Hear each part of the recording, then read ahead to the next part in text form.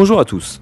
Dans cette vidéo, vous allez apprendre à connaître l'origine d'un des sports préférés des Français, le tennis. Quelle peut bien être l'histoire de ce sport où le but est de s'envoyer une petite balle jaune poilue?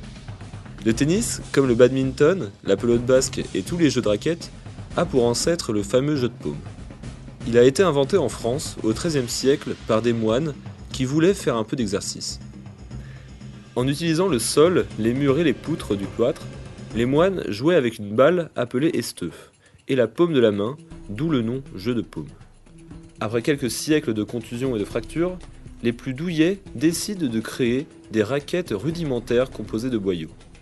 La balle était faite de laine comprimée, entourée de cuir.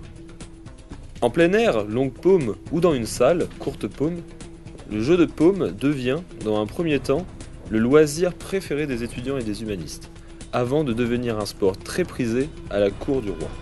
François Ier et Henri IV, pour ne citer qu'eux, y jouaient souvent, et on estime qu'au XVIe siècle, Paris comptait plus de 250 salles de jeux de paume. Le jeu de paume est alors le sport le plus populaire au royaume de France, et c'est avec un prisonnier qu'il va traverser la Manche. Suite à la terrible défaite de la bataille d'Azincourt, le duc d'Orléans est retenu en otage en Angleterre pendant près de 20 ans. Le duc poète était aussi un fervent adepte du jeu de paume, et c'est lui qui l'apprendra aux nobles anglais. Le jeu fera fureur en Angleterre. Le 23 février 1874, le major Walter Clopton Wingfield fait breveter un nouveau jeu de courte paume nommé lawn tennis. Il vend son invention sous la forme d'une boîte comportant 4 raquettes de paume légères, un filet avec ses piquets et des bandes pour tracer le terrain.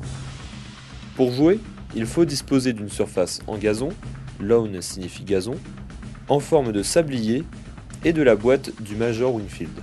D'ailleurs, le 24 mai 1875, il définit brièvement les règles en partenariat avec un club de cricket. Mais pourquoi tennis? C'est lors de l'exportation du jeu de paume en Angleterre que ce mot apparaît pour la première fois. En ancien français, l'impératif du verbe tenir se prononçait tenets. Or, au service, le serveur avait coutume d'annoncer son envoi à l'adversaire en criant « tenez ». Tennis, c'est tenez, prononcé en anglais. D'ailleurs, de nombreux termes utilisés au tennis viennent du jeu de paume.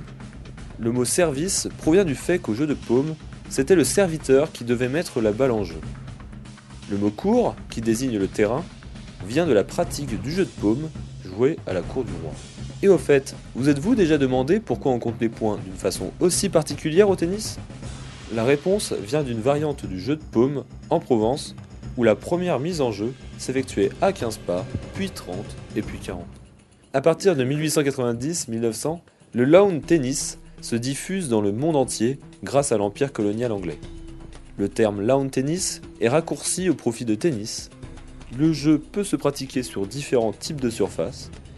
Des clubs naissent et des terrains désormais rectangulaires se construisent un peu partout.